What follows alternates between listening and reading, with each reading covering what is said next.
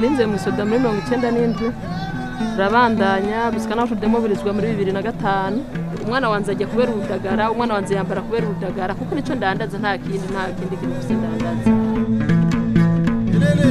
maze kubura umufasha naragiye mu buzima bubi cyane buhanije ndamererwa nabi mu mwaka umwe imyaka 2 mu mwaka ugira gatatu cyane tangura gatsuka nyene ndabona bivuga ati nta kundi ibi nivyo ngomba ko bimberamo umufasha bimberamo umufasha ngaburira abana nongere niyambike sinsamare byaramfasije cyane.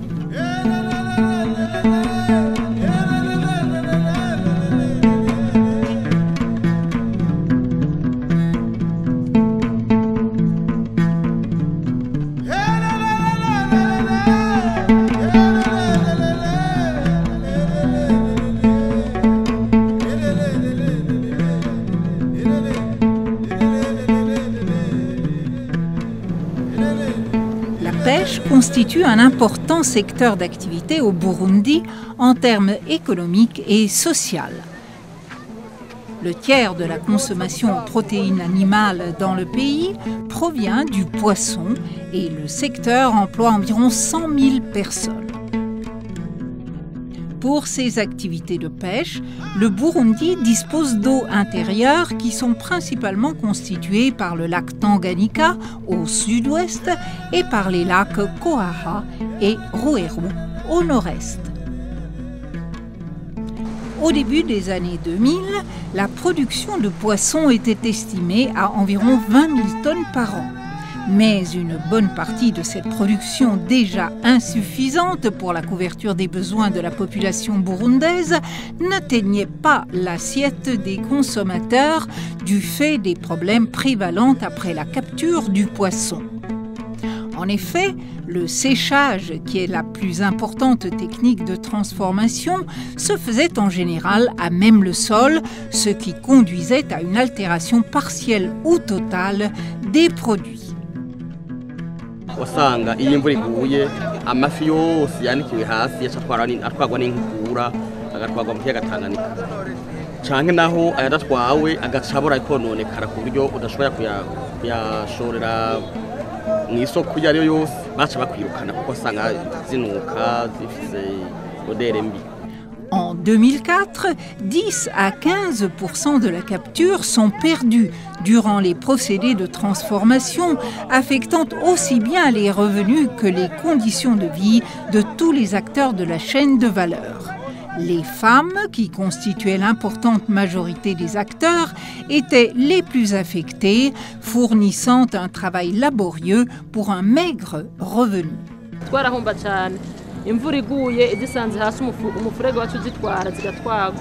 En réponse à ces problèmes, un projet de l'Organisation des Nations Unies pour l'alimentation et l'agriculture, FAO, intitulé « Appui en technologie post-capture du poisson » a été mis en œuvre sur requête du gouvernement burundais. Le projet ciblait le personnel de l'unité post-capture de la direction des eaux, de la pêche et de l'aquaculture, ainsi que les opérateurs de pêche, pêcheurs, transformateurs et marailleurs de poissons, qu'ils soient détaillants ou grossistes, avec une attention particulière aux femmes. La FAO a formé l'unité post-capture qui était composée par une dizaine de cadres, et ces cadres ont continué la vulgarisation technique de ce séchage sur les clés. Et à partir de cela, les gens qui ont été formés, ils ont formé aussi leurs collègues. FAO imaze kwigisha urunani rwahavuye rutugirisha amanama. Ni ukuvuga rwagirishije amanama amaporo de peshe yose mu ntumbero yo kugira isuku amafi. Hanyuma rero barerekana neza ko indagara zanikiwe hasi zitagira isuku, n'abazifungura bazifungurana imisenyi kubera zafata ku misenyi. Ce faisant, le projet a choisi Mvugo, un village de pêche situé au sud, sur la rive burundaise du lac Tanganyika, pour en faire son site pilote et y construire un centre de démonstration des technologies améliorées de transformation.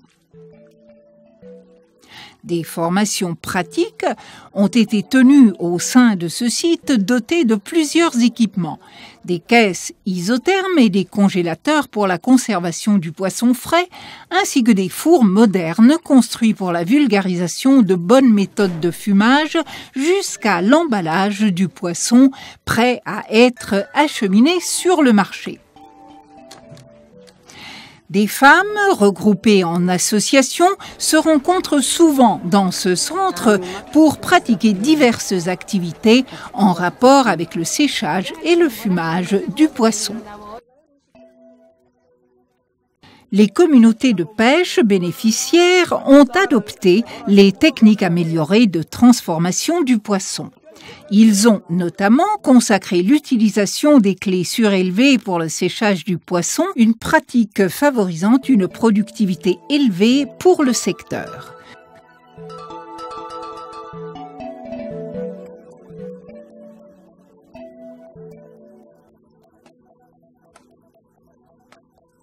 Le volume des pertes après capture, dues au séchage autrefois inadéquat, a été réduit de plus de la moitié. Les produits finis offerts aux consommateurs sont de meilleure qualité. Le prix de vente du poisson a plus que doublé, passant de 4 000 à 9 000 francs burundais le kilo, soit de 2 à 6 $ américains. Les consommateurs apprécient le poisson séché sur les clés et les transformateurs et commerçants en tirent de bien meilleurs revenus. ziba tamusenyi zigira ziba zifise isuku rihagije kuko zivaje zipakira mu mifuko namwe muravyibonera aha no kuvuga ko naho urufungura nta musenyi wumvamo. Kenshi turakunda no kuzirungikira abantu bari hanze barazikunda cyane. Les femmes, qui constituent la majorité des opérateurs de pêche, ont vu leur rendement et leurs revenus augmenter considérablement. Ainsi, le rôle des femmes transformatrices et commerçantes de poissons a été renforcé, tout comme leur capacité à assurer la sécurité alimentaire et nutritionnelle de leur famille.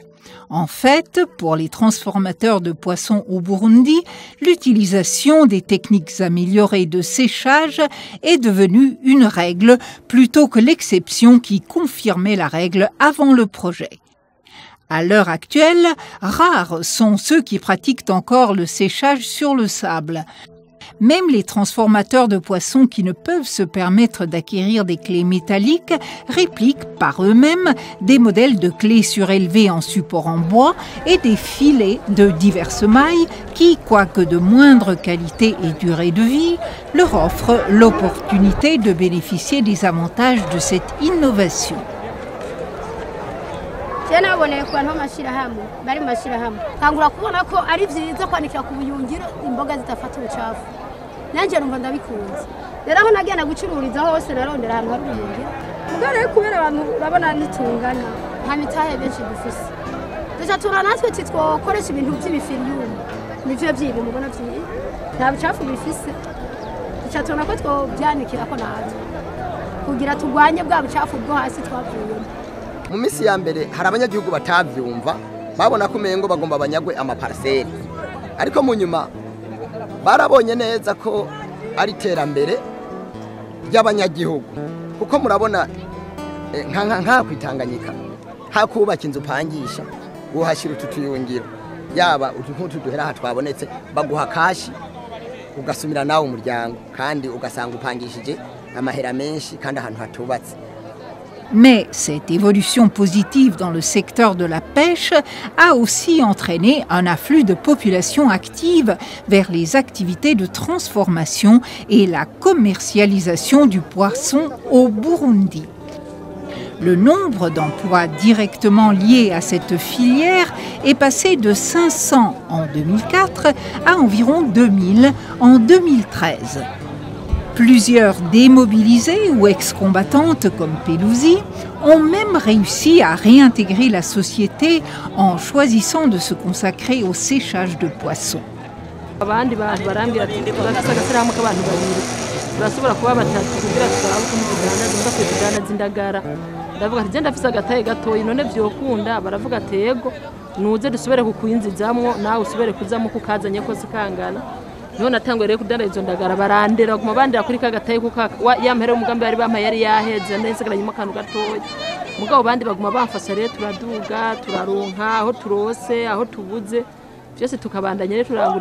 Désormais, le séchage sur clé est devenu une pratique courante dans tous les ports de pêche au Burundi, que ce soit à Rumonge, à Muguruka, à Kizuka, à Kagongo, à Karonda, à Magara, à Gitaza, à Kajaga, à Giforuzi ou autres. La diffusion de cette technique améliorée de transformation s'explique d'une part par l'investissement des acteurs de pêche eux-mêmes qui ont constaté l'avantage du séchage sur clé et décidé de partager cette expérience avec leurs pairs. Ainsi, les initiatives d'organismes de développement qui se sont inspirées des réalisations de ce projet de la FAO ont contribué à maximiser l'expansion de cette pratique. Yvette Dieye-Wadi, fonctionnaire des industries des produits de pêche à la FAO, qui assurait la supervision technique de ce projet, fait un rappel succinct du dispositif institutionnel à la base de cet impact positif. C'est le mécanisme institutionnel qui a été mis en place lors de la clôture, lors de la fin du projet. Et ce mécanisme-là qui faisait du centre de Mvugo un centre didactique géré de manière durable par les opérateurs des pêches eux-mêmes. Outre ce mécanisme institutionnel consacrant la pérennisation des acquis du projet, le gouvernement burundais a également joué un rôle primordial dans l'établissement d'un environnement favorable. Le gouvernement a, en effet, promu des engagements politiques en faveur de la sécurité alimentaire en instituant une gouvernance responsable, des régimes fonciers applicables aux pêches et en facilitant l'accès à la terre pour les opérateurs de pêche qui souhaitent y installer des clés. Normalement, c'est le gouvernement par le biais du ministère de l'eau, de l'environnement, de l'aménagement du territoire et de l'urbanisme qui gère les terres et octroie le terrain aux pêcheurs qui le demandent, à condition qu'ils soient organisés et intégrés dans la Fédération des pêcheurs. Le terrain est donc disponible, surtout dans la zone dite tampon, où on a les 150 mètres réglementaires. C'est là où peuvent se pratiquer les activités de pêche respectueuses de l'environnement. Donc, si les pêcheurs le demandent par le biais de la fédération, parce que c'est la fédération des pêcheurs qui est reconnue par l'administration locale et par le ministère de l'Agriculture, les pêcheurs, s'ils le demandent, ils ont facilement le terrain. Le projet Appui en technologie post-capture du poisson n'avait duré qu'une année. Mais il a été un tel succès que ses résultats ont été largement reproduits dans de nombreux sites de pêche au Burundi. Une production cinématographique a alors été recommandée pour le partage de ses impacts et pour être une source d'inspiration pour d'autres projets en cours ou futurs. Ce programme de coopération technique devrait servir d'exemple de bonnes pratiques pour les projets d'assistance en cours et futurs de la FAO, comme d'autres agences de développement, aussi bien au Burundi qu'ailleurs. Indiscutablement, ce projet a contribué à l'amélioration du bien-être individuel et familial des opérateurs de pêche au Burundi, mais son expansion a mis en lumière un certain nombre de questions qu'il convient d'intégrer pour pleinement et durablement réduire les pertes et notamment la vulnérabilité des communautés désavantagées. Ces aspects sont en lien avec l'inégal rapport de force entre acteurs plus fortunés, propriétaires de clés, et les petits opérateurs qui n'ont pas la capacité appropriée pour suivre la procédure administrative d'accès aux lopins de terre, leur permettant d'établir les clés ou n'ont souvent pas accès aux ressources productives, dont en particulier les femmes. Par ailleurs, une adaptation aux défis des temps actuels qui se posent aux acteurs de cette chaîne de valeur concerne les aléas climatiques sur le séchage naturel, qui est un procédé difficile, voire impossible en saison de pluie et partant nuageux. L'appui aux initiatives promouvant l'adoption de techniques utilisables indépendamment des conditions climatiques devrait figurer au centre des stratégies présentes et futures pour lesquelles la FAO entend jouer le rôle que son mandat lui confère. Parmi ces techniques, l'introduction d'autres produits à valeur ajoutée et la promotion des énergies renouvelables offrent de meilleurs lendemains. Toutes ces perspectives consacrent les objectifs stratégiques de cette Organisation des Nations Unies qui vise notamment à réduire la pauvreté rurale et à mettre en place des systèmes agricoles et alimentaires plus ouverts et plus efficaces au niveau local, national et international.